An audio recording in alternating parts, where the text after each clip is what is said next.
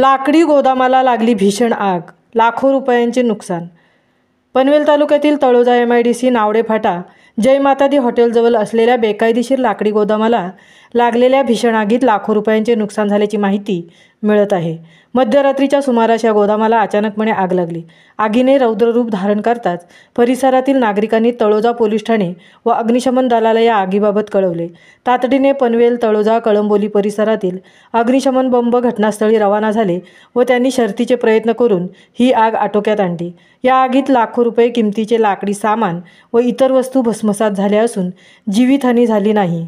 परंतु या परिसरातील अशा प्रकारे बेकायदेशीर गोदाम उभारण्यात आल्याने परिसरातील नागरिकांमध्ये भीतीयुक्त वातावरण असून पनवेल महापालिकेने अशा गोदामांवर तातडीने कारवाई करावी अशी मागणी येथील रहिवासी करत आहेत।